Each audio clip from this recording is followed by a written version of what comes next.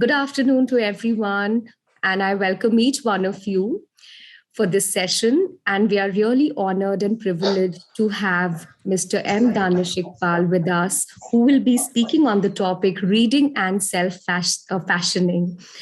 And he's an assistant professor at University of Aligarh Muslim University at the Department of English, and his research areas include intersections of literature and history, literary theory, and secularism. I personally remember the last session I attended, and it was one of the most valuable sessions where he spoke on Levinas, I remember, so last year in 2020. So on that note, I really very heartily welcome you, and over to you. We are eager to listen to you. Thank you, Ms. Nitya. Thank you, Dialogue Foundation. Once again, I'm extremely sorry for this mix-up, the mess-up I had. I was absolutely clueless, and I was just about beginning to get a little anxious as to the kind of embarrassment that I held all of you up for maybe 10 minutes or so. Thank you again for that very generous introduction, as it is customarily,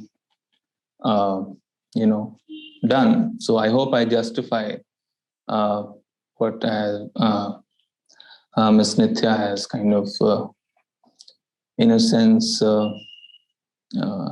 introduced me to be vis-a-vis this session. I also remember having met the group earlier, and it remains one of my fondest interactions, which I had related to Behzad as well. The session itself kind of got me thinking about the question of dialogue, and the not only as a conceptual issue, but also as a fruitful problem, as I would like to say. Not all problems are looked at or dealt with to be resolved in order to get somewhere, but also to be wrestled with, and that in itself is quite rewarding. And I am sure that all of you who present here have joined this program possibly triggered by a deep sense of urgency, even if all of us, coming to talk about it from varying perspectives. So, however tertiary or tangential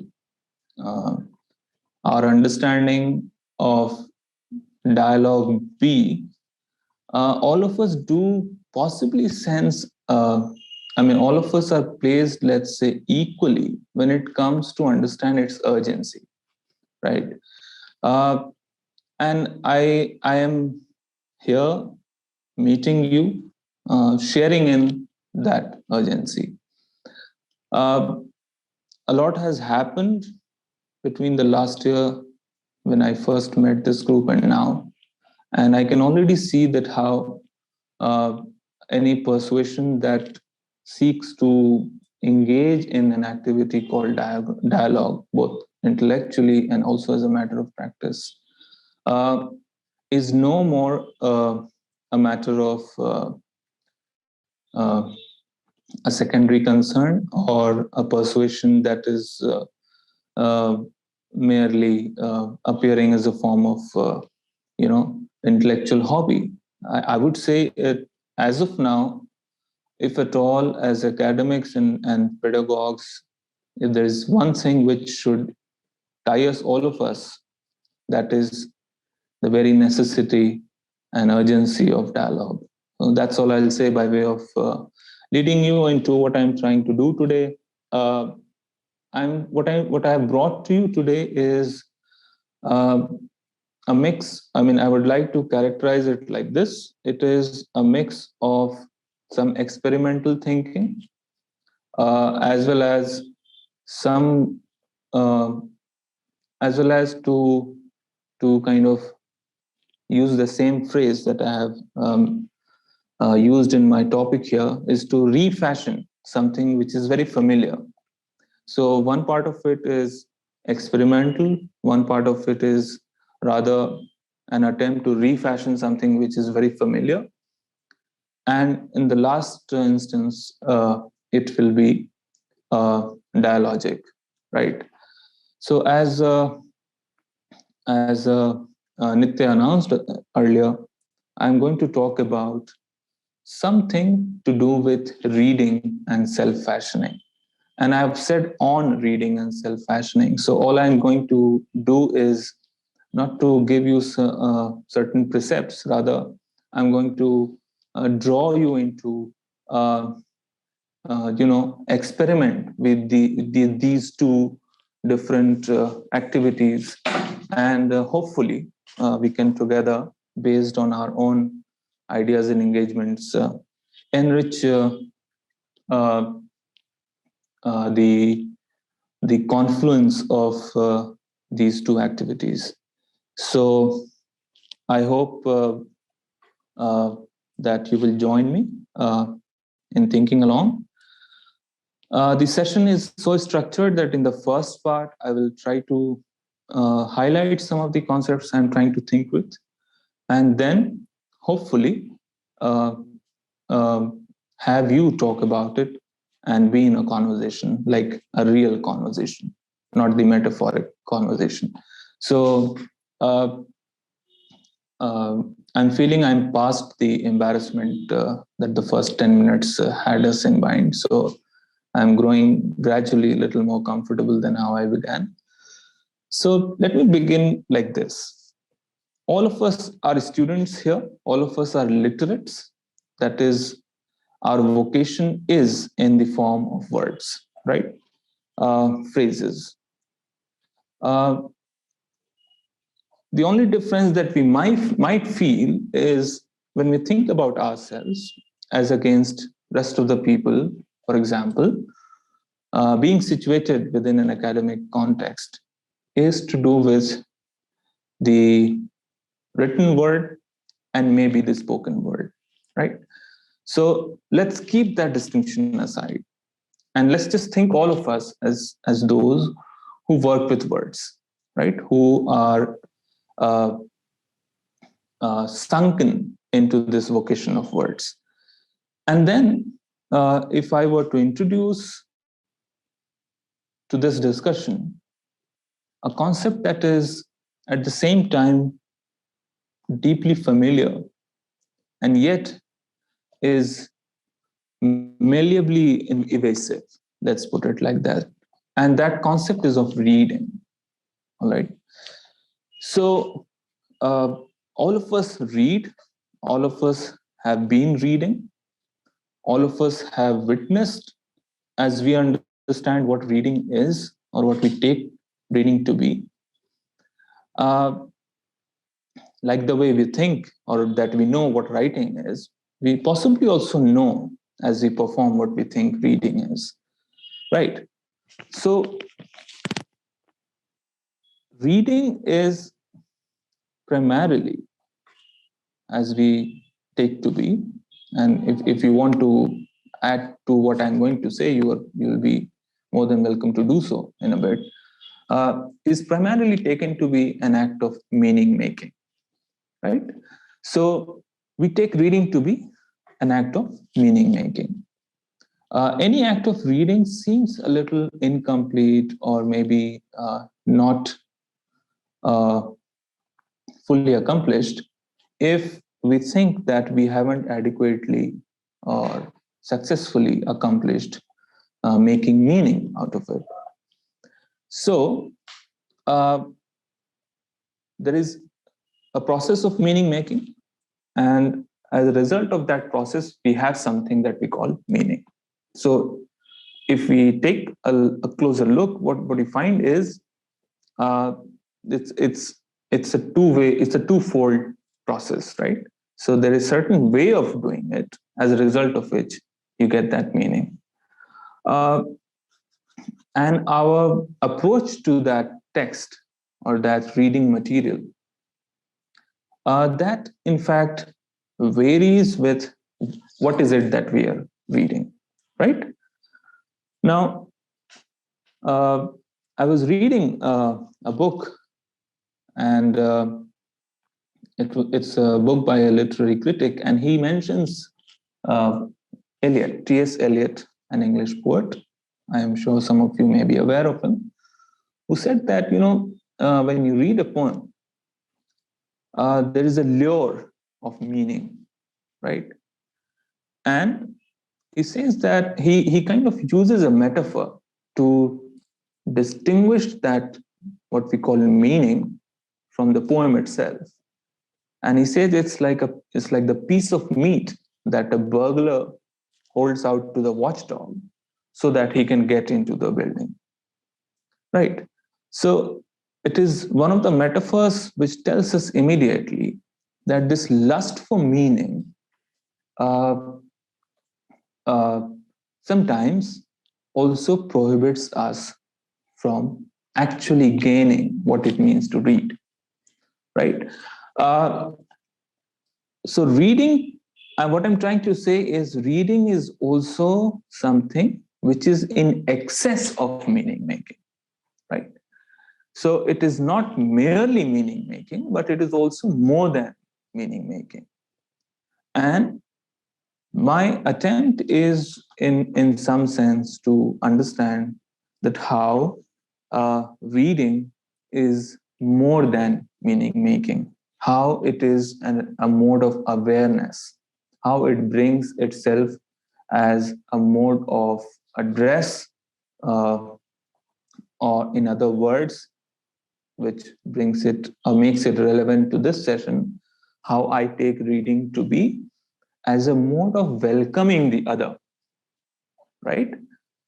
And self-fashioning, the other part of my title, is taken from a literary scholar, uh, is a professor of English at Harvard, Stephen Greenblatt, and he is credited with a mode of inquiry called New Historicism.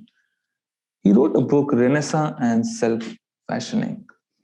So I've really taken that to signify, I'm not referring to that work in its fullness. I'm only taking that concept to refer to how what Professor Greenblatt has demonstrated, that identity, the self-fashioning of identity is always done as a response to the figures of what one takes to be an authority or an alien, right? And this he has done by reading closely some of the Renaissance texts down to Shakespeare. And he's demonstrating that how identity is fashioned, not only individual identity, but also the collective identity is fashioned at that conjuncture, that the coming together of the uh, the authority and the alien. So, and it's a kind of a rich historical, a new historicism, a new historical reading where he puts together texts along with other historical texts and kind of does an intertwined reading to to to to to in a sense flag that how uh, even as what at one point in time is taken to be an authority, when it is dissolved or it disappears, something else takes that position of authority, or something else takes position of that alien, what is taken to be or has been taken to be alien in those times. So I'm taking that concept and bringing it to inform uh, what reading is. Now, I teach literature, so of course my site of thought is literature, right?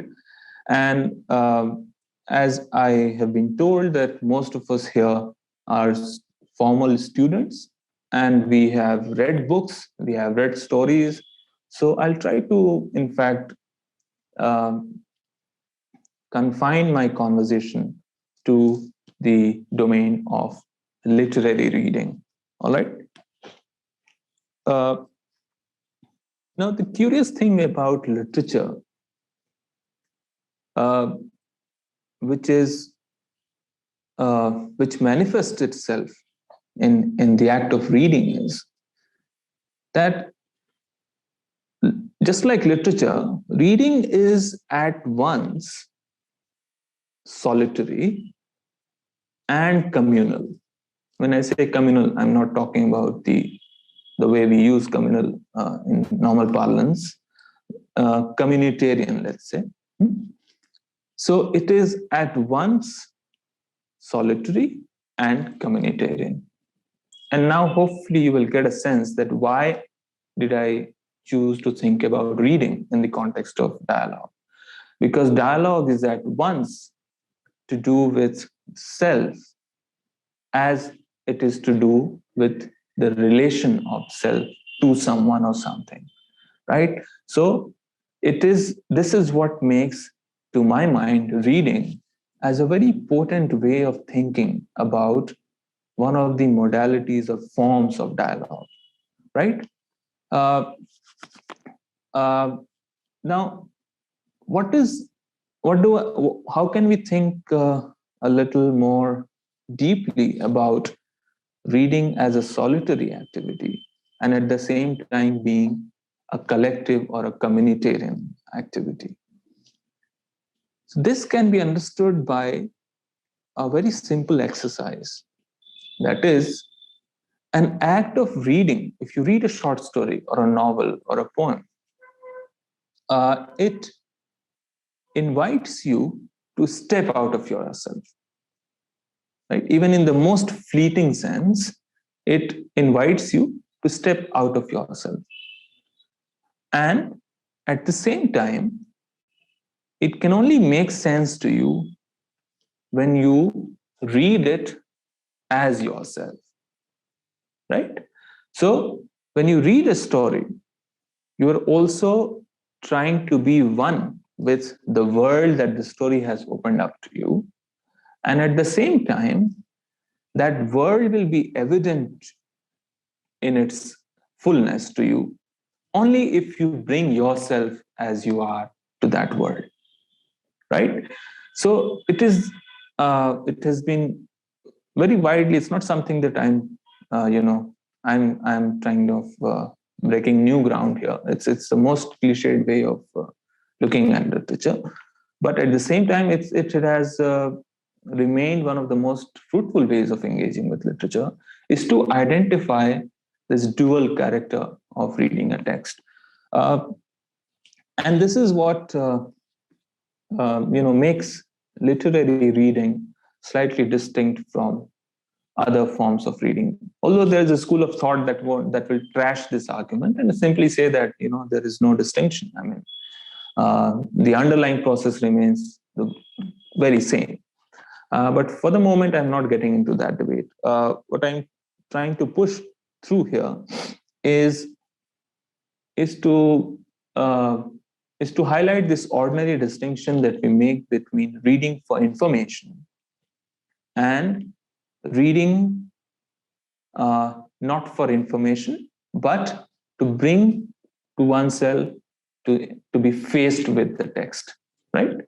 So when you are reading a text, uh, how do we read a text to be most fruitfully engaged with it? Now, once again, it can sound like a user manual that any undergraduate class tells you, that how do you read this, how do you read that, or what are the things that you should look out for. Uh, One of the basic things that we do as part of reading is uh, to remind the metaphor that Eliot has used, is to be not only led by what it means, but also to be aware of how it means, right? So what it is saying is, of course, important, but just as important and just as central to the text is the very structures through which it is saying what it is saying. So, how is it making that meaning possible, right? So, as you may have experienced it yourself, when you read something, you read it uh, in different ways. Sometimes you read it swiftly, you give it a cursory reading and you move on. Sometimes you read it slowly. Sometimes you pore over it. So, is there a slow reading, or is there something called fast reading, or is there something called slow reading? Uh, that also tells us that it is similar to, once again, I'm citing this as an example. It is similar to listening to music. So as a literary critic notes, if you are listening to Mozart, for example, and if instead of listening to it, if you only deliberate over one note, then you won't be listening to Mozart. Or if you slow down what you're listening to, then again, you're not listening to what Mozart has composed, you're listening to something else. At the same time, if you go too fast, once again, you're not listening to that piece of music, right? But in the case of literature, what happens is when you read with a certain focus, this is where the nature of the text also begins to shift. And much of what we take to be critical literature, or to read critically, is geared towards, it is oriented towards exposing the text for what it is, right? In a sense of demystification. So we tend to demystify. That is one mode of reading. The other mode of reading is that what you can call the innocent mode of reading, where you are simply you simply submit yourself to the fancies of the text, to the text itself, right? And what has traditionally been called, termed by Coleridge as willing suspension of disbelief, right? To a point that you are also suspending the very awareness of that willing suspension, right? So these have been two ways of understanding literature and how reading, in fact, functions. Now, the uh, the point that we have to understand here is, what is, as following the act of reading, as a result of reading, what does it do to the self, to you, to us, right? If you read a story or a novel,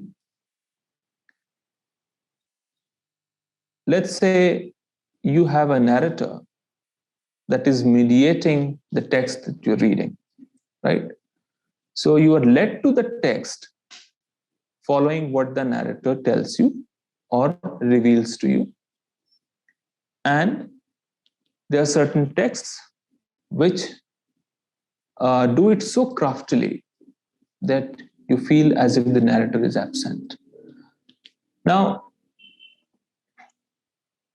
act of reading is also an act of identifying that voice in the text, right? And here, I want to introduce a concept, a literary device as it is known, but it is in itself a very rich, comprehensive concept in terms of the study of literature or reading, generally speaking. That is irony. All of us have use this concept. All of us have used these terms, this term, that is irony. And we take it to be something which is uh, the opposite of that which is being said. That's how we normally take it to be, right? But instead of taking it to be something that is the opposite of that which is being said, if we think of irony as a gap between that which is said and that which is meant, right? So it is no more a question of truth or lie. It is, in fact, a certain disposition. So uh, when you are reading a text that is radically alien to who you are, or what you think like, or what is your makeup, what is your intellectual makeup, what is your cultural makeup, you're already poised in that ironic situation, because what you're doing is you are experiencing that gap between what it is saying and how things are, right? So it invites you to experience that ironic gap, which is uh, fairly central to how a dialogic function, also a dialogic relationship, operates. Uh, Now, here is something which uh, I would like to do by way of a short exercise. You know, uh, as I mentioned earlier, that reading is at once solitary and communitarian, right? And I would like you to think of a story or a poem or a novel. I had initially thought of uh, mentioning a particular novel or a short story, but then I dropped the idea because we are a diverse group, so I did not want to anchor the conversation around that one text or the short story as such. So I would rather leave it for you to come up with your own examples and experiences with regards to what I'm saying. Uh, so when you read a text, as I said, uh, as a solitary activity and as a communitarian activity, uh, can you think of a moment where the text dictated your approach to such an extent where you felt your sense making apparatus of the text is falling short? Does it happen? Has it happened with anyone? Or to put it differently, uh, while reading a text uh, or reading a short story, let me not use the word text, reading a short story or a story or a poem in your own language or in any other language, uh, could you ever experience that it is so radically alien that you cannot make sense of it? Can you remind yourself of any such encounter?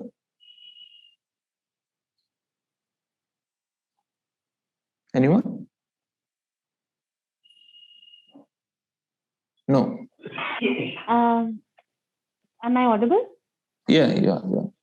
Okay. Yes, please. So I remember reading Many Lives, Many Masters, and although I'm born Hindu and I tend to I'm a little skewed towards reincarnation, if at all there's an afterlife. I found it very weird. Like I did not identify with the way that story was being put across. Like I felt it's talking about something else, which is this is not the way I thought it should be. Okay. Is that what you're asking? Or I'm not sure if that was the... No, it's okay. It's perfectly fine. Yes. Okay. Anyone else who would like to come in? No. Okay. All I'm trying to say is, as it was pointed out by Ms. Pragya, if I'm not wrong, it just tells you that how any act of reading is in fact uh, a reenactment of your own self, right? And this reenactment in the moment of reading, it reveals yourself to the self. Like, you become evident to yourself, right? But that is only happening in the moment of most radical difference, right? However, let's think about a text which seems all too familiar, you know, and when you read that text in the form of a story, short story, or even a travelogue or a journalistic piece of writing, it could be anything. All right, when you read it and it feels all too familiar, where does its uh, uh, fictiveness, or for example, uh, where does its alienness lie? You know, if the text is too familiar, for example, in its cultural composition, in its sensibilities, in its history, and you are, you're reading it. Now, how could it be that something that is so familiar is present to you in the form of something which at the back of your head you think does not exist, right? So literary work, particularly a piece of fiction, it is always trying to tease us out of, or tease us out of uh, this complacent, settled, comforting, uh, knowledge that uh, we are continuous or consistent with one reality. All right. As I said, I'm trying to do an experimental exercise here. So what I'm trying to do, to paraphrase again, is to understand and unpack what does reading do to us, instead of being led by the question as to what does reading do for us. Okay, so what it does for us is, in fact, it makes meaning possible, but what does it do to us, right? uh, it, at the very least, you know it brings us into this relationship with that which is not us, right? And in so doing, it could be at different levels, at the level of its linguistic function, at the level of its cultural function, at the level of its political function. The challenge lies, as a very conscious and laborious reader, is in fact to bring these two different modes of reading together. Of course, as what we would call innocent reading, it would simply, as I said, be led by what it means, what experiences does it impart.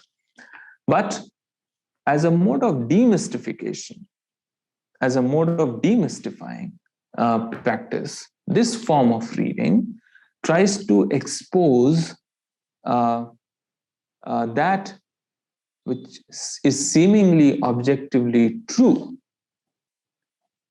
is in fact historically contingent, or in other words, is in fact dependent upon so many of these uh, unrelated factors. For example, there's been a very famous critic, uh, Edward Said, right, whose works have had very radical implication for various disciplines, right? So he, in a sense, you know, uh, kind of brought to the center of scholarly attention and the wider public at large the term that we call Orientalism. However, he also, in a different work, Culture and Imperialism, he uh, advances a mode of reading that he calls contrapuntal reading. Huh? Contrapuntal reading. Now, what is contrapuntal reading? Right. Uh, this contrapuntal reading, I don't want to, unleash a barrage of jargon here, but this is just by way of making it clear as to where this is coming from, just so that if at all you're interested, you may look it up. What does he do? He is saying that a novel like a novelist like Jane Austen, he's looking at her novels, and he says that what the novel tells you is only the story which is available to you in the text. Right? For example, if there is an aristocratic or a middle class family in England, and if the novel is telling you the story of the daily life, family life of such a unit in a metropolitan city, then it is also enabling that story by not telling you certain things, right? And what are those certain things? That is, of course, that how this family and its riches are only possible because it owns, let's say, sugar plantation elsewhere or tea plantation elsewhere, right, in the Caribbean. And what he does is he reads the novel alongside the texts, the history and the political texts that talk about the colony. And that reveals the text in a radically different manner. But at the same time, of course, as anyone who is into literary studies, that will only be possible to us at the cost of what we call the innocent reading, right? Now, what I'm trying to, in fact, get at by bringing in these various and very varied examples is to make you aware as to how the act of reading sometimes seem like an innocent activity, that is a self-evident, naturally occurring activity, right? An activity which is only but a logical product of other realities surrounding us. If you are a school-going child, and if you have grown up into within a certain social setup, then reading is, of course, as you might as well have said, it comes naturally to me, right? Now, reading in this sense is, of course, a mode of being, right? And it is very hard and difficult to, in fact, define what it is. It becomes one with who one takes oneself to be, right? So reading here as an exercise, as a critical exercise, is a very fruitful site for delineating these possibilities as a mode of engaging with the other, as well as a mode of engaging with oneself. To take up the other part of the discussion now, that is self-fashioning, right? So self-fashioning, as I said, is the formation, that is a conscious construction of the self in response to certain formations such as authority and alien, as I draw from the Greenblatt. So how does it connect to the idea of reading as a self-conscious activity? reading as both as an innocent mode of engagement as well as a demystifying mode of engagement. You see, when you read something, when you approach a text, we are already coming with uh, our constitution, our social cultural constitution, and that we bring to bear upon the text, right? Sometimes a text, as I just asked, if you find something which is very unknown and alien, a text resists that bearing upon, right? And that is why a text can have many different experiences for many different people, and it becomes most evident in a very innocuous, harmless exercise and a harmless assumption that if you as a teacher or as a student, when you are in a classroom and and the teacher asks you that please finish reading this short story or this novel by next Wednesday. Okay, please read this by next Wednesday. And he or she assumes that once the student would have read this text, all of the students would have understood it in a similar fashion, right? Now, this assumption is flowing from, I mean, everyone does that. I do that as well. And there is no way you cannot do that, right? There's no getting away from that assumption. Why? Because that is what we take reading to be. And by assuming that all of the students, once or if they happen to have read it, they will have understood it. Similarly, we are kind of, trying to attribute reading with a certain power where it is taken to override any of the resistance that a text could offer. But at the same time, when you are reading with a certain, I would say, with a certain objective to, to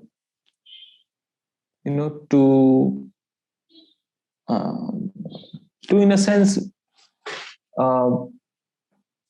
not be led by what the text means, but in order to contest how it means, then the text behaves differently to you, right? And this is what self-fashioning is, in a sense. This is where self-fashioning is supposed to be enacted or performed. That is when the text is made to reveal itself so that a certain distinct identity can be fashioned through it, through that mode of reading, right? At this point, I will take a pause and invite you to raise your questions and concerns before I continue, so that I can gauge the, how far have I led you into this discussion, or how disorganized all of these thoughts might sound. It's a challenge, of course, to me as well, because I'm trying to bring together a specialized kind of engagement with a diverse group, and again with a uniform focus on dialogue. So I'm just trying to work through that. Yes, please feel free to get back to me. Yes, George, would you like to go? Yeah. Sir, thank you for your presentation and your view on reading on dual character is something an eye-opening to me. A character which is an assistance of knowing oneself and also knowing the community. That's something new to me. But then my understanding of literal reading is that we try to put ourselves in the shoes of the author. We try to understand the context of the author and then what the author is trying to tell us. But then you were telling us something that the reading tells something about the self. I don't know. I really don't understand how does the reading can reveal something about myself. Should I respond to that? Okay. All right. Right. Thank you, Mr. George. My limited point was, what I said was not to deny that when you read, you're only acting on a certain invitation, right? So, who you call author or narrator, you feel invited to the text, so you go on to read it. But as a consequence of that, what I mean when I say is that you also find that it is telling or it is saying something back to yourself, is in the sense that, for example, let me give you an example and hopefully that will clarify it further. If you read a text that you take to be a realist piece of writing, for example, a novel by Charles Dickens, right? Or by Premchand, right? Now, if Premchand, for example, if you would have read the short story Kafan, I'm immediately reminded of that. So let me take that. Or even Dickens, or any of the realist piece of writings. What does it do?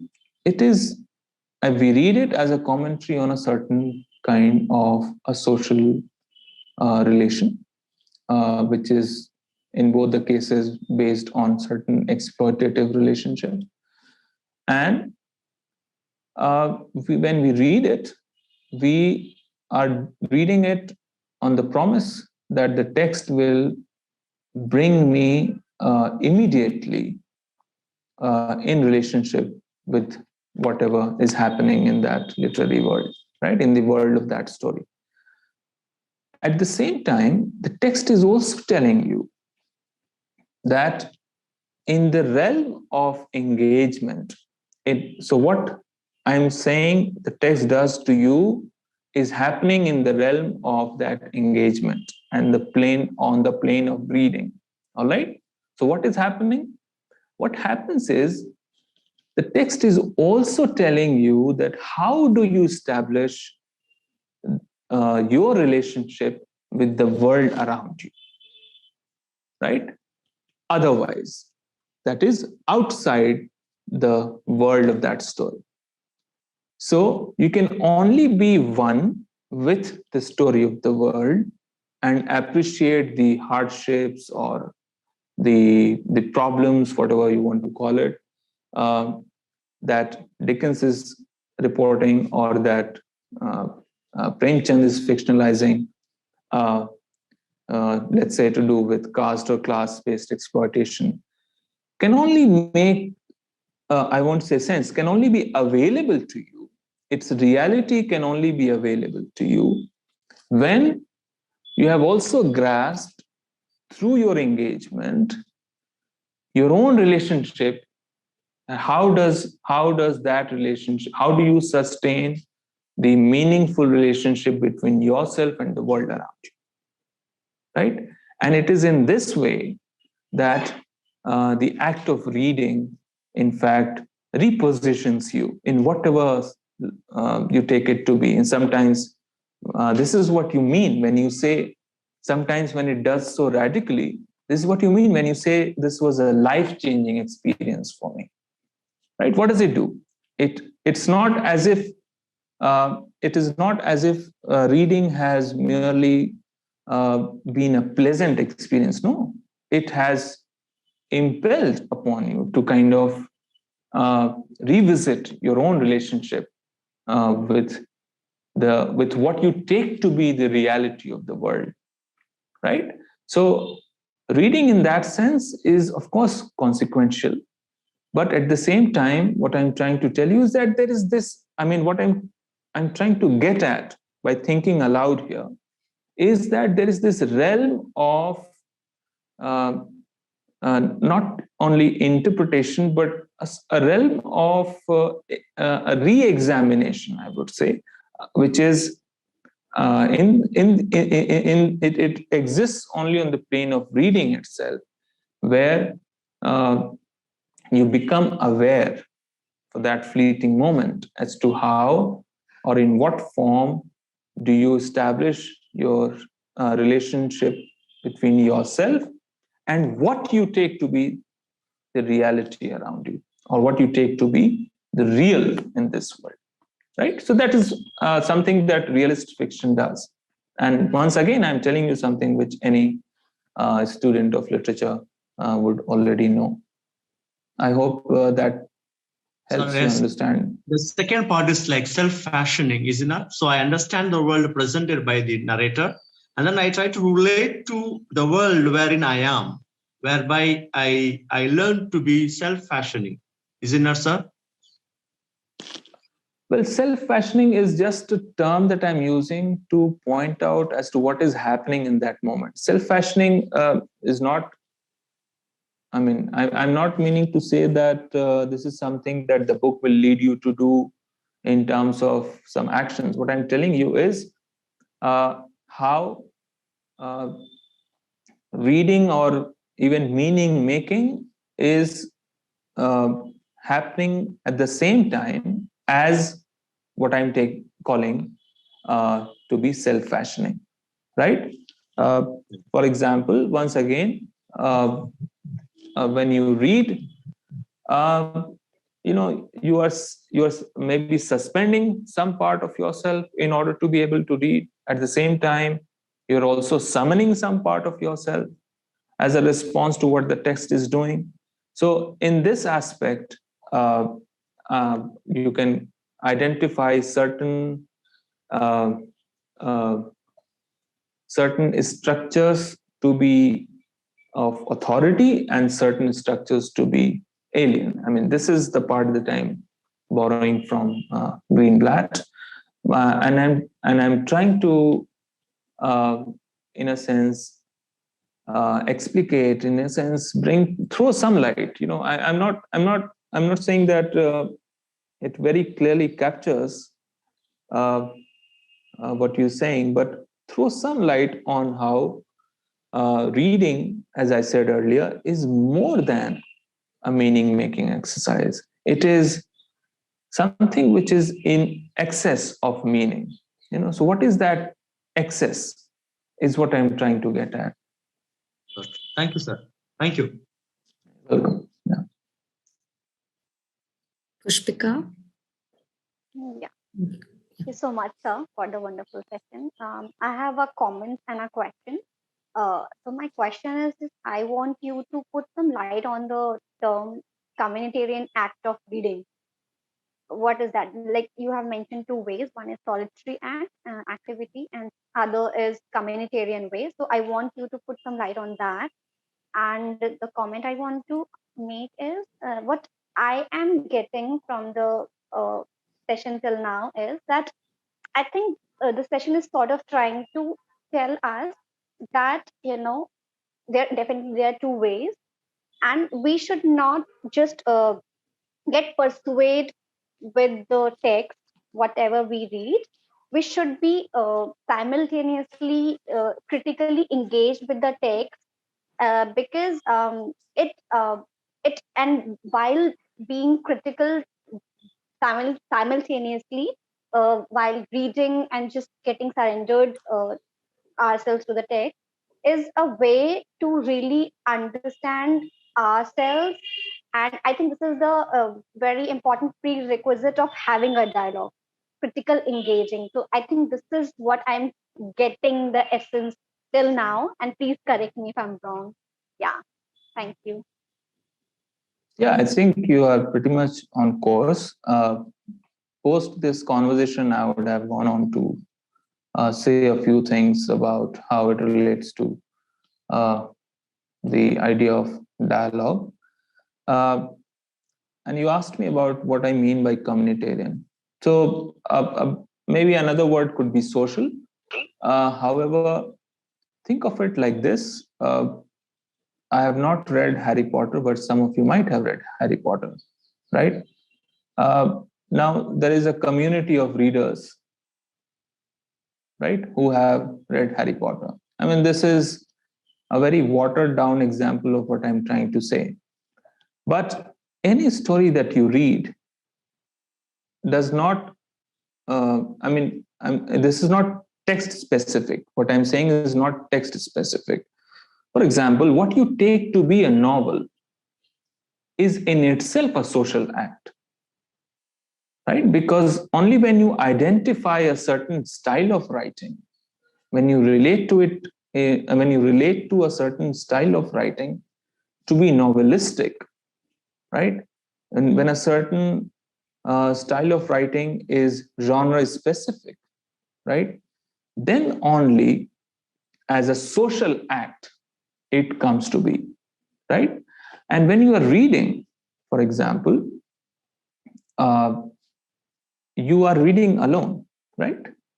But the meaning that you bring to bear upon the text, that engagement is not a solitary engagement, right? That engagement is a very much a social act. For example, if as a woman you're reading a novel, right? So the awareness that you bring to the text, the awareness of being a woman, of feminine experiences that you bring to the text while reading is inevitable. And that experience is again a social experience, right? Is once again something which you have shared with others, which you have inherited in with others, right?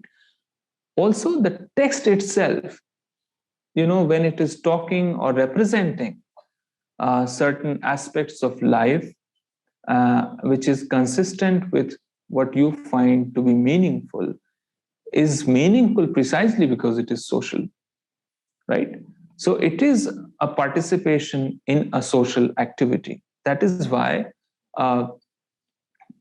reading in that sense becomes a social act. And that is why some of the interpretation seem acceptable, while others seem extremely offensive and might even be criminal in certain contexts, right? So reading in that sense is a social act, is what I meant to say. Yeah. So in that sense, I mean, then how could we distinguish? I mean, if I'm reading, then it's a solitary, simultaneously social act, right? Yeah. It's like, how am I taking my course of reading? I guess. Otherwise, there is no distinction as such. Could you say that again? So I'm saying that if I'm reading, then it's a solitary, simultaneously a social act, because I think this is inevitable. Like, since I'm reading, it is an act of it is a social act.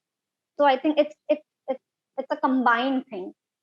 It is. That's what I'm saying. It's at the same time. It is both.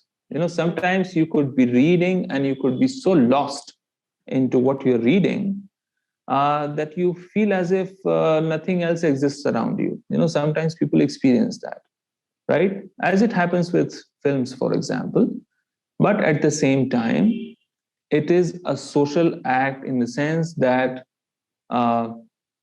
the sources of meaning, they are not solitary, right? The sources of experiences, they may not necessarily be solitary, you know. So it is this transaction between the solitary and the social that is, you know, unfolding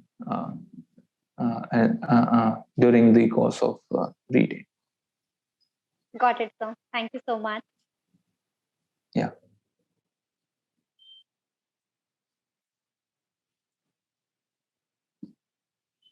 Yes. Anyone else who would like to?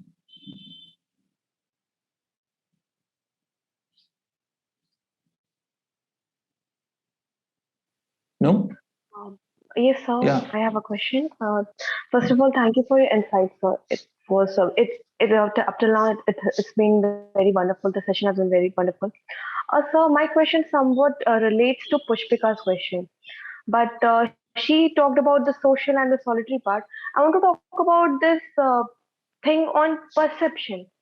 Doesn't the reading is one solitary in our like what we take in our perception, what we think about a certain topic, what's our um, original idea on that certain thing is, and the second is the communitarian or the communal thing which we are being processed, or which we are being we are being spoon fed on a certain topic. Doesn't it relate to our perception? Could you repeat the last part, please? Yeah, like the solitary, I am the thing with the solitary and communitarian one. My point is that can't it be related to the perception, what we perceive on a certain text or a certain topic or a certain term? But nowadays, what's being seen, or what is happening all around the world is like we are being spoon fed about each and everything, be it text or novel. Whenever we start to read, or whenever we start to see certain things or analyze something, certain things, it's like we have a preconceived notion about all those things which we have gained from the society or the community we are living in, be it from the elite class or the people who are related to that specific field. So isn't it like the solitary notion or the solitary perception has been like it's totally deteriorated or diluted? The originality of that solitary essence has been lost. Well, it once again, I mean, you could be right in feeling so, but I won't think that it can ever be destroyed, you know, because in the first instance, it can only become social through that solitary engagement, you know. Somewhere you are faced with the text, you are bringing yourself to the text, right? Uh, and the only way to correct what you call perception is to take that route, you know, there is no other way, right? Uh, but let me add something to it. You know, uh, it's uh,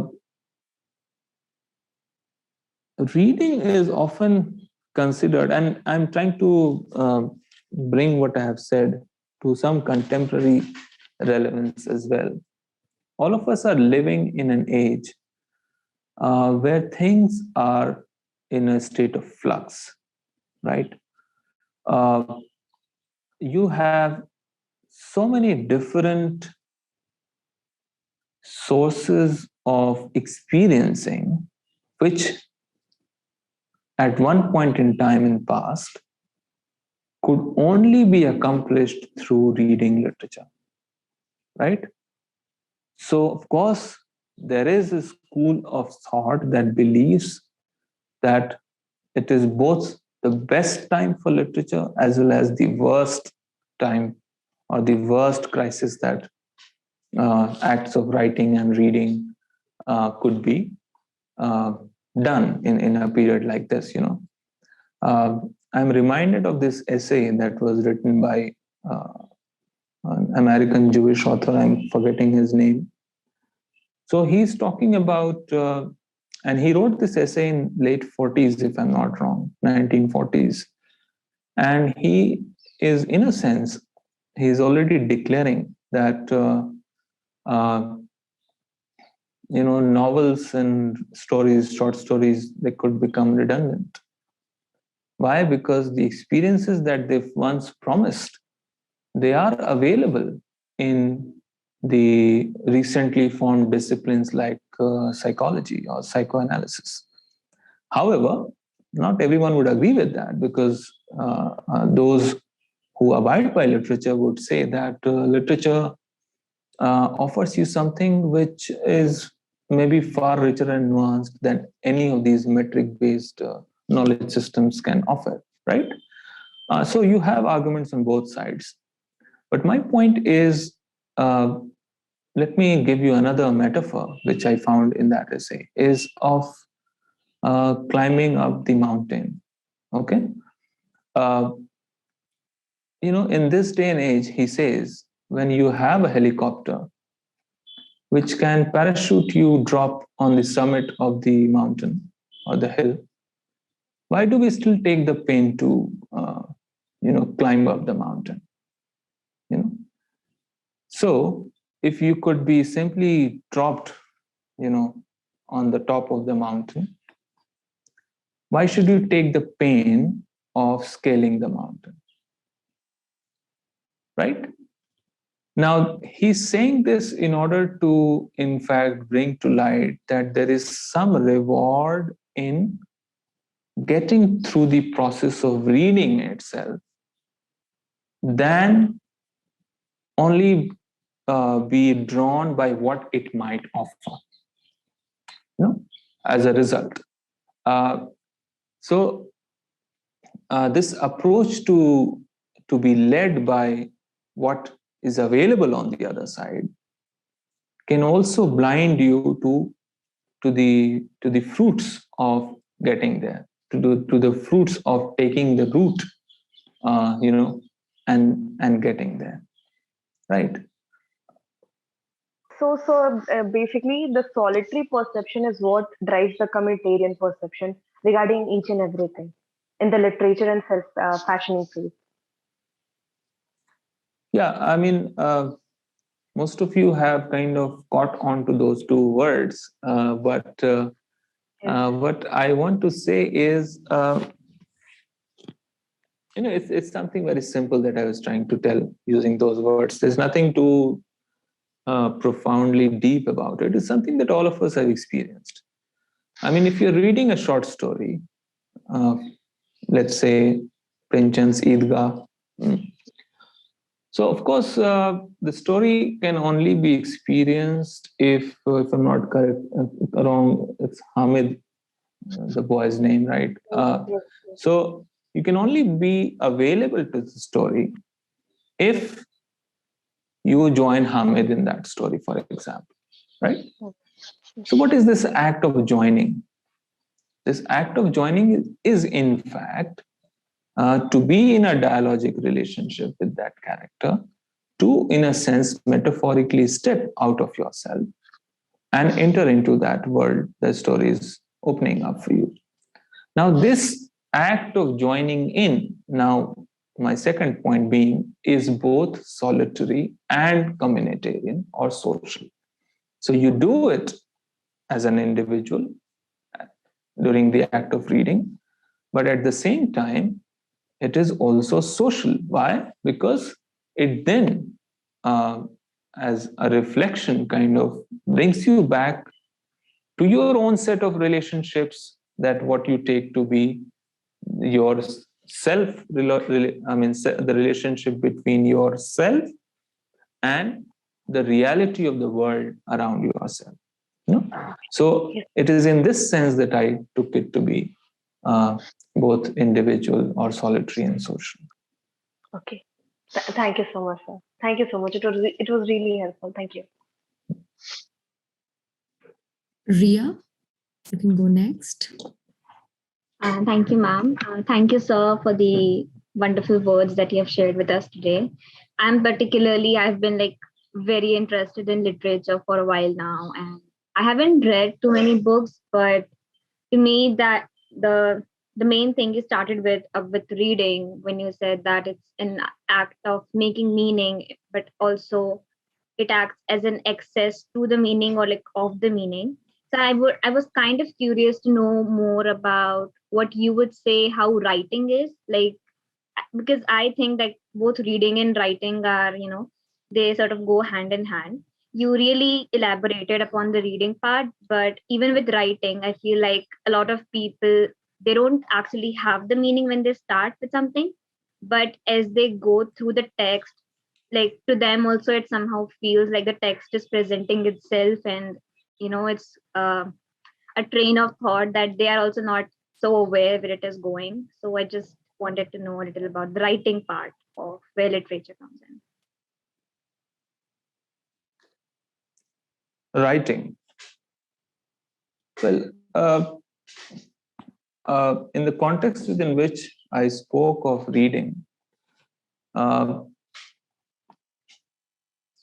writing is also, I would claim here, is part of that process. Okay, is not very distinct from what I'm trying to say here, because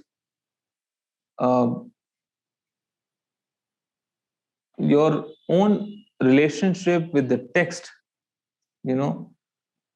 it is structurally similar to an act of writing, right? So what I'm saying happens as part of reading is similar to what writing is about, in essence. In a context where you are reading a particular book, you pick it up, you read it, you make inferences, right? You make sense of it, you experience, let's say, some empathy, some joy, sadness, some melancholy, anything. At the same time, you also become self-aware, right?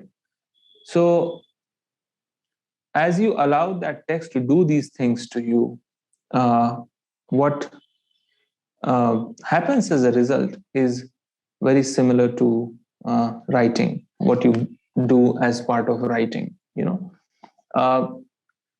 of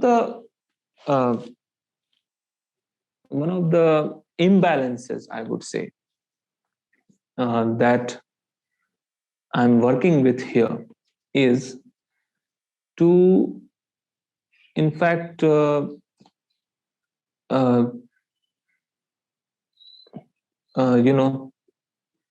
negotiate the fact that all of us read by way of trying to find out or discover what a certain author is saying, right? Or what a certain narrator is telling, right? Now, it so happens that when you stick to this approach of reading, it camouflages a lot of things, right? It has its own joys, as we have traditionally experienced. But, and the imbalance is, the other part of imbalance is where I am situated.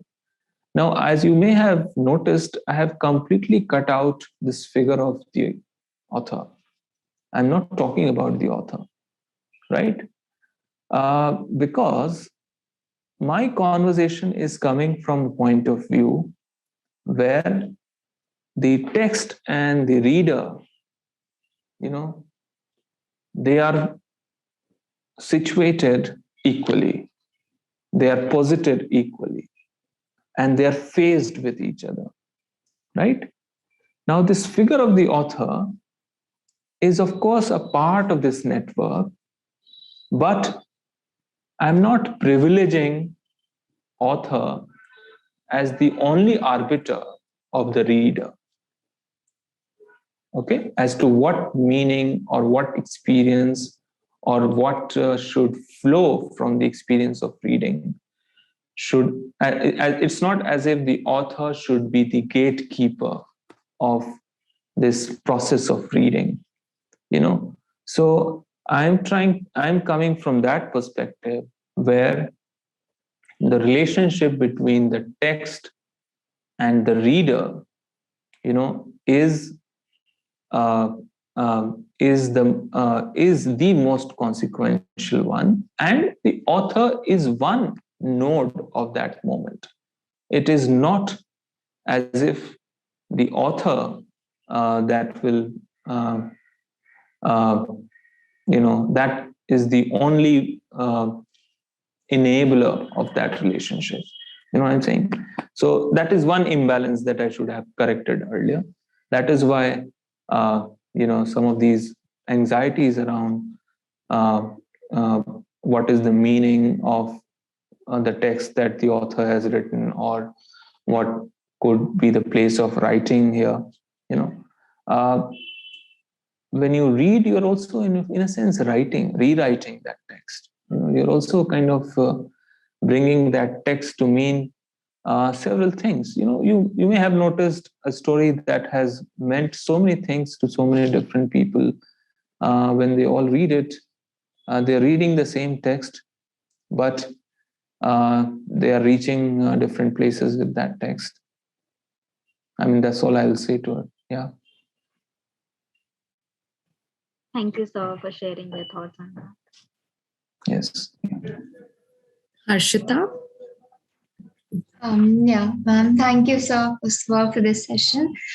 So I wanted to ask, so you mentioned how reading, the act of reading, it often involves us establishing a relationship within ourselves and with other people around. And so to what extent can we allow this reading to have an influence over us? Like you just mentioned that we need to sort of, I guess what I gather, dissociate from what we read.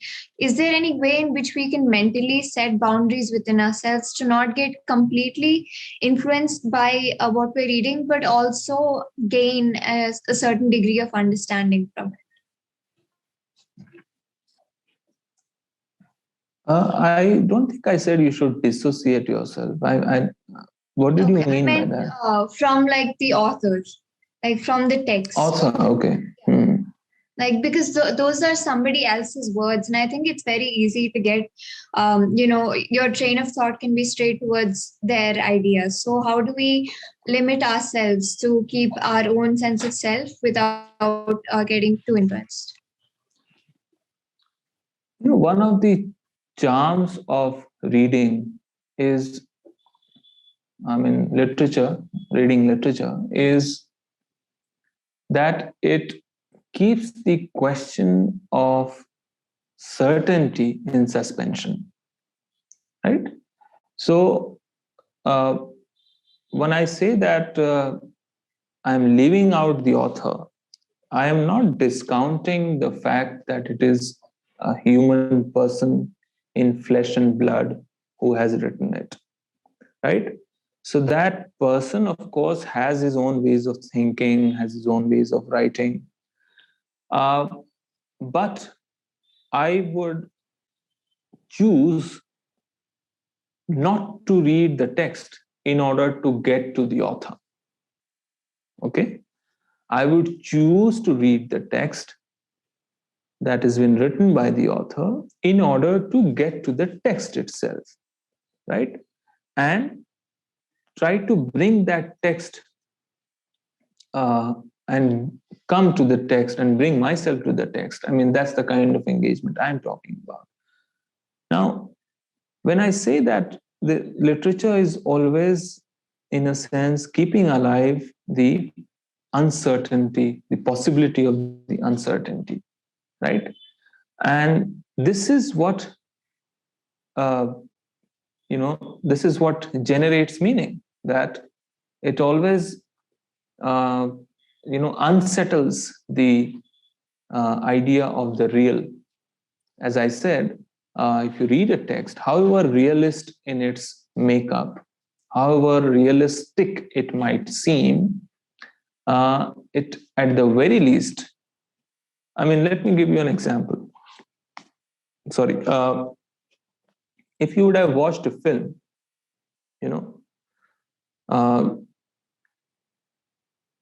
I don't want to name any filmmaker here, but you may have watched films where in an attempt to make the film very real, they also use real footages from, let's say, a news footage or a recording of some incident, right? You may have seen it. Now, by doing so, what they are trying to bring to you is they're not only making that story real for you. I mean, there's a paradoxical function here. That is, in order to make it real or very real, right, they are suppressing their own status as fictional, right? So they can only accomplish its realist impulse by denying its fictional status. So how do they do that? They do it by employing certain strategies, ways of, I mean, in the case of a story, certain ways of writing, certain ways of narration, certain examples, metaphors, and all of those combine in such a way that they would lead you to believe that it's not non-existent, it is true, right? So how does a fiction, an excellent piece of realist fiction, is only trying to be real by suppressing its own fictional status? So what the text reveals on a closer scrutiny, in fact, is how that real is in fact made. So that is the paradox of the real, that how is it made? How is it come to be? So it is only based on certain specific strategies and ways of writing, etc. So, of course, when you read it, you also make something of that text. And that should not be tested against what the author is saying. That is not for the author to determine. You or the reader has at his or her disposal that text, and what they make of it as a result of reading is what the text is about. You understand what I'm saying? Instead of looking at it as looking at the author as the parameter of meaning, as the parameter of your own experience, as the parameter of what the text is doing to you, right? Then I think you will be doing injustice to the text itself. Yes, sir. Thank you. So there's another question from Sakshi, and she has sent it. She's asking, sir, do reading or an understanding of reading need any prerequisites? Is having an empathy a necessity? As you said, that any act of reenactment of yourself, does this also requires a prerequisite for a human to have empathy for whatever one reads? Yeah. Oh, that's a good question. Although, I mean, I don't think this is a yes or no question. Okay, it's a good question in the sense that I would certainly say that yes, the participation in the mode of reading, right? It does, in a sense, situate you it situates you such that it allows you to lend yourself to the other, to the different, to the to the alterity of the text, right? And all of this can only be accomplished by participating in the mode of reading. But is there a prerequisite for you to feel empathetic towards the text? I would be inclined to say no, because as human beings, and this is something which I had drawn upon in the previous lecture last year, was that in the very primary moment we are in an ethical relationship, right? So with those around us, with the other, so it's not as if it is a matter of deliberate choice. You are, I mean, all of us are born into that relationship, right? So as part of that, I think that reading can only be an extension or performance of that relationship. So there should not be, ethically speaking, there should not be any prerequisite.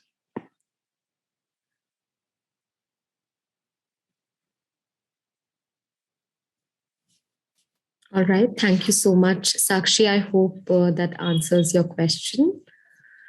So do we have any more question or comments?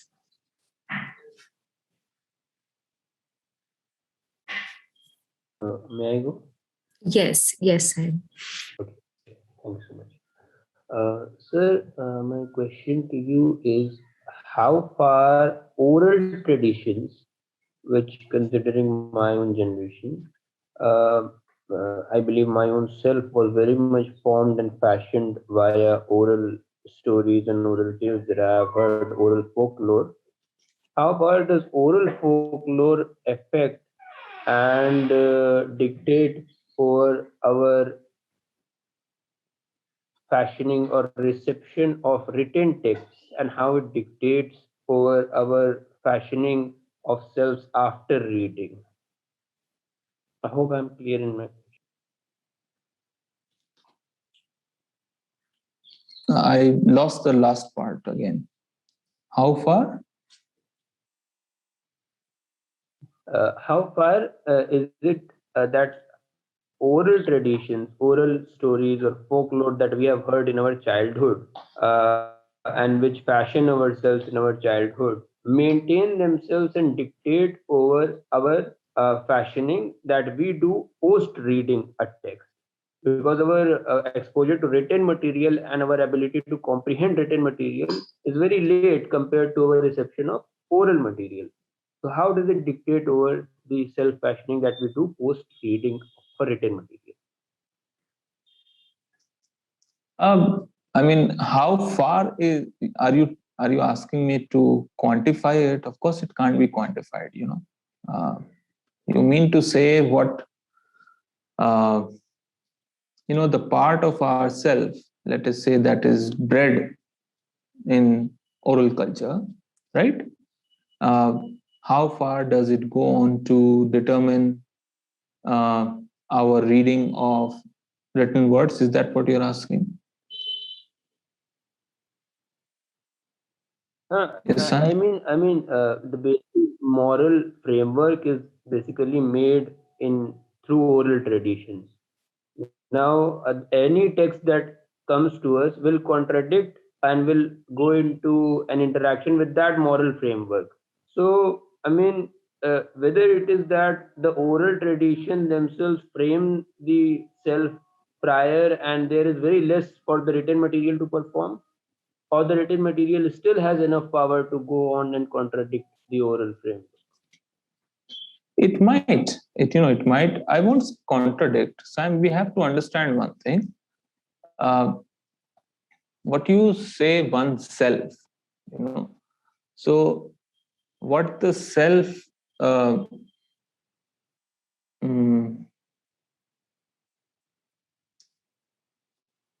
let me think of a better way to get back to you, is the self and its relationship with distinct modes of recognition, of cognition. For example, oral culture as one mode of cognition as against written culture or written word as another mode of cognition.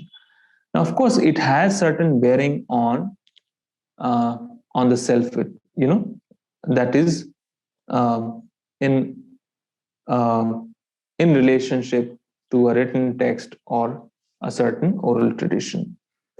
Now, like any other ways of being, of course, oral tradition will have some bearing on how you approach and appreciate a written tradition or a written word or written work, so to speak, right? But in no case, I don't think it will inhibit you from taking part in the process of what I'm calling reading. Okay, reading,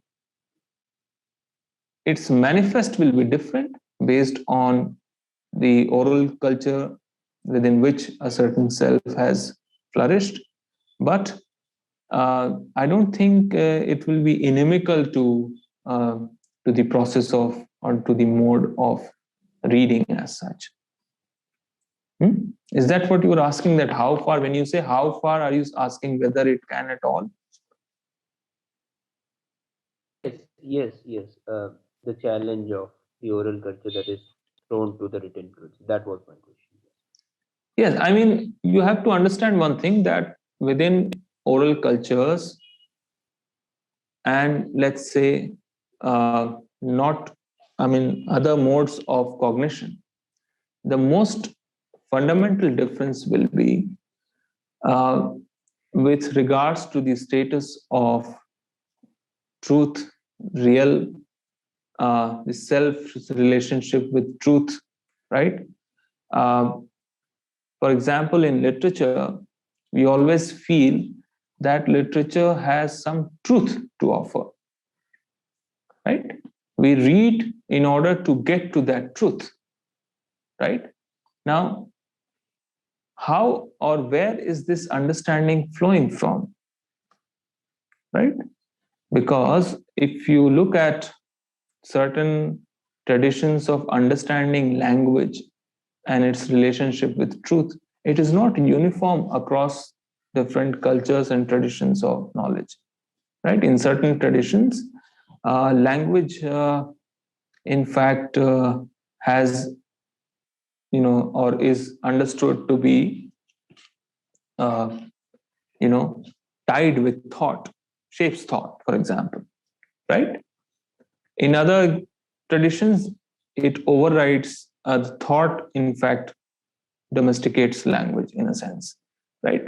Uh, uh, a philosopher like Nietzsche would say that, uh, uh, truth is only an army of metaphors and metonymies and nothing else. So he is suspending the very objective status of truth there, right? It's function of language in a sense, right?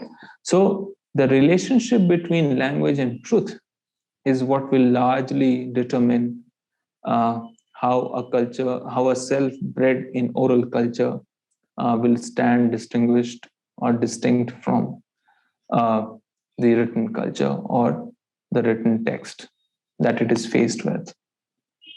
I hope I have addressed some part of your concern. Yes.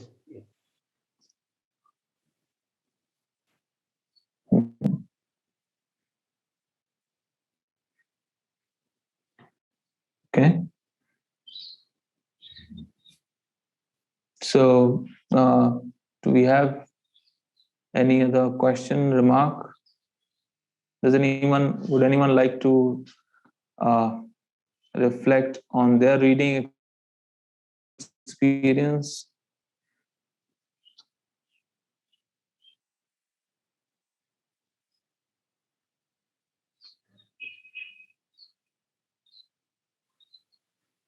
I just wanted to, just I was just wondering. So, if we sort of introspect on our, on our habit of reading or how we read, and how we, and what we gain from it, in a way, is that sort of also a training for being more dialogic? Yes, exactly.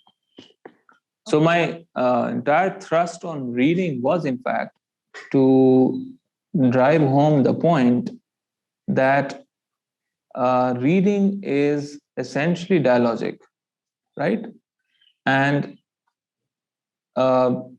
it is also a precursor, in a sense, to um, quote unquote an encounter with the other, right? So in a text, when you are faced with the other, right, you can only, I mean, you can sense it and feel it yourself, in yourself, that as you go on to read and you and as you go on to engage with the text, the degree to which you engage with the text is also the degree to which you are hosting the other, in your own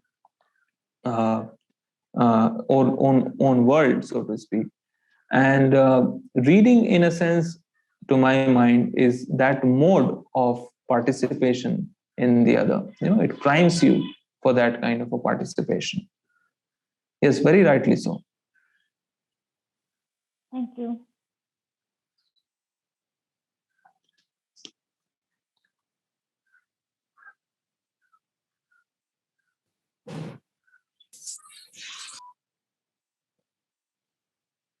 So, do we have any other query or remark that you would like me to respond to?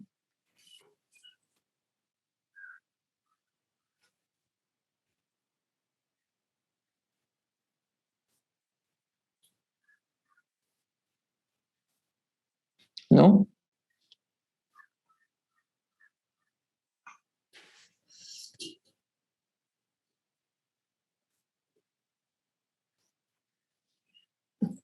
I think we have a comment, sir, from Zishan. And he's asking, sir, do you think that the solipsistic and communitarian reading bifurcation is possible? Yeah, is possible. I'm just is possible for recreational readings, whereas readings which are prescriptive in nature, like religious epics, they can only be read from communitarian standpoint. May I read the question once again? Okay. Yeah, okay.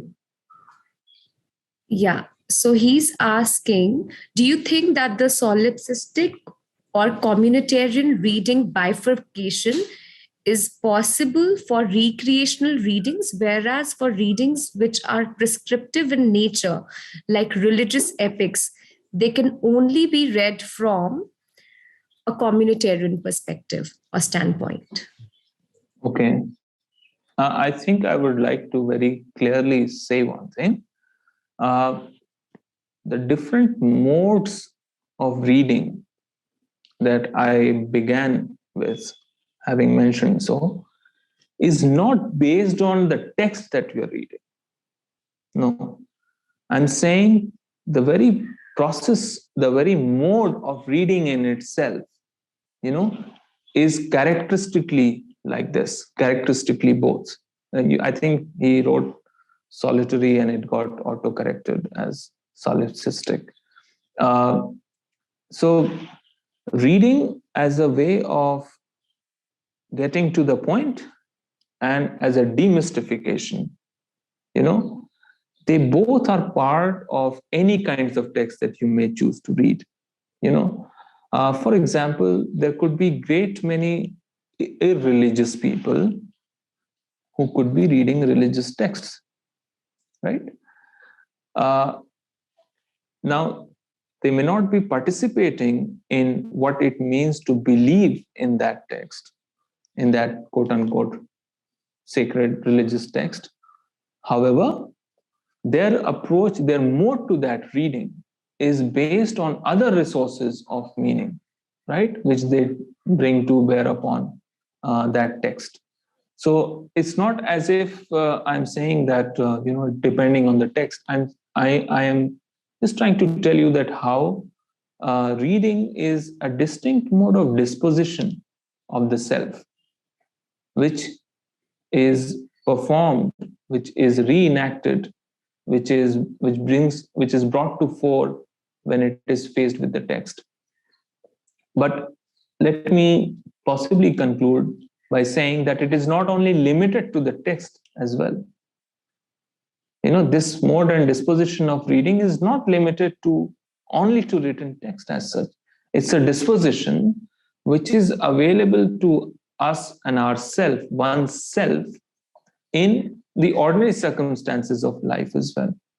And this is where its dialogic character, is more clearly evident, right? So a self is always in that dialogic mode, I would say, drawing from, as I said earlier, Levinas. But this idea that, reading, when you're reading, it is purely solitary, it begins and ends there. That is what is slightly misplaced, because it does not begin and end there.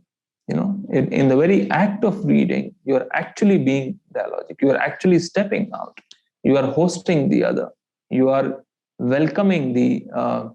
It's a mode of welcoming the otherness of the other. In that moment, in that encounter during the course of reading.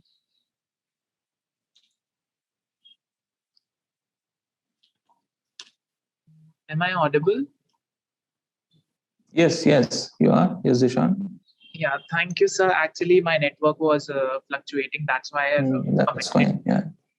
So, sir, are we here to understand that there is a theoretical distinction between solipsistic reading and solitary reading? No, I meant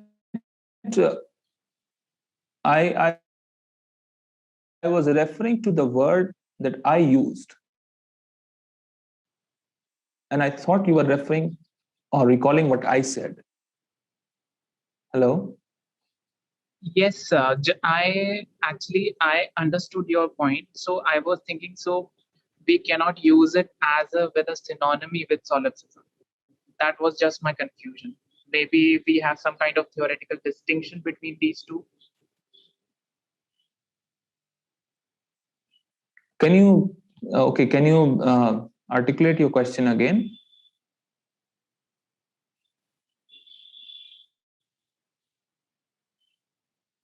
So actually what I was trying to say is that whenever we try to read any kind, am I audible, sir? Yes, you are. Go ahead. Yes, sir. So I was saying, for instance, when we read any kind of religious text, generally most of the ethical books are kind of prescriptive in nature. These are prescriptive in nature.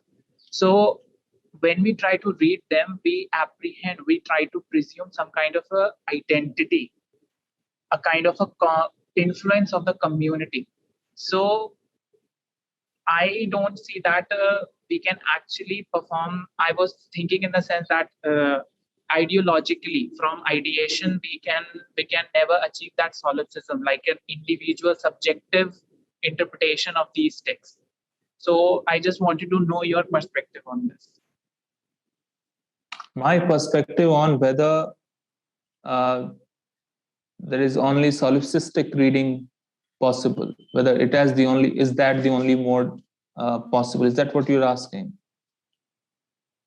Yes, sir. Can we make any way which doesn't, can we make any way for the subjective interpretation of these texts without getting an objection from a community? Like how community sometimes makes it impossible. Okay, yeah. Like how community also makes impossible for such solipsistic or solitary interpretations. No, I am not saying that. I never use the word, if you would notice, I have never used the word interpretation throughout my conversation, because I'm not talking about interpretation. as I said earlier, possibly the closest I got to using the word interpretation was to make meaning, right? But in the very beginning, I said that it will. My interest is merely in finding out whether we can think of reading as more than that. What else is it offering to us more than the meanings that we can make of it? Now, individual interpretations, subjective interpretations, social interpretations, historical interpretations, of course, they are there and they will always be there and they will contest each other. And that's how you will have a wide variety of meanings. But what I'm trying to get at, through this conversation and thinking about reading, is to, in fact, to characterize reading as a certain way of being. Let me put it like this: as a certain way of being, that how ourself or we or oneself or the self experiences a distinct mode of being in the act of reading, right? I'm not so much led by the questions of interpretation.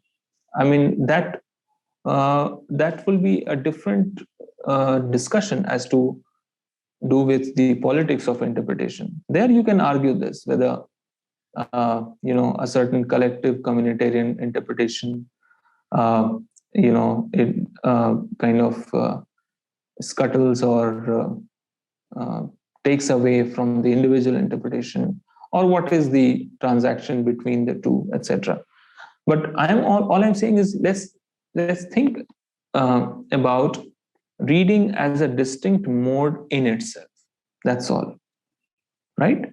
What is it? If we think little more, and deliberate over it in a little more focused manner, as to what does it mean to read? What is this act of reading? What is it that we do which constitutes the act of reading, right? What is it that we lend ourselves to when we think we are participating in an activity called reading? So if we kind of stay with that question and then think about our practice of reading, so what does it tell us? So this was just an attempt, a very nascent attempt at trying to understand the various strands that it might throw up.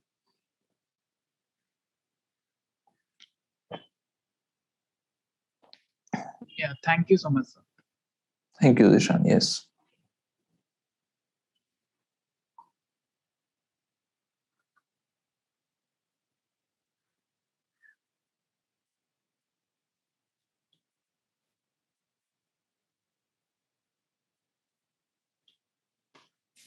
Do we have more questions? Yeah. So otherwise, you can please proceed and give your concluding remarks or whatever. All right. Thank you, Nitya. Well, I hope that at the very least, I would have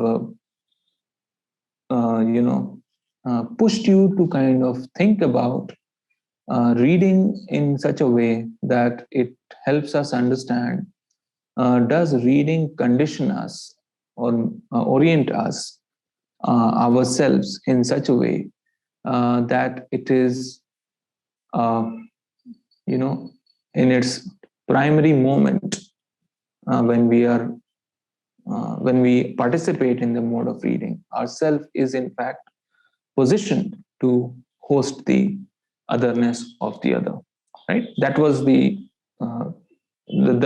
kind of imperative behind this conversation. And also, when you read a text, think about not only the experience of having read the text, but also that how do you negotiate the different forces and pressures, and how do you negotiate the different maneuvers of the text itself, without thinking too much about the meaning. I mean, meaning is of course a part of reading, but is there something that the act and this mode of reading itself offers to us, right? And can we make some use of that in order to envision ourselves as being in dialogue? That's all I would like to add to what I have said. And once again, I'm very thankful for your patience, for your participation, for bearing with me in possibly in parts where I could have been incomprehensible, or also thank you for your very insightful observations and for enabling an occasion where I can be in dialogue with you. So thank you, everyone. I'll be available through my email as earlier. And if at all you want to continue this conversation, I'll be happy to get back to you.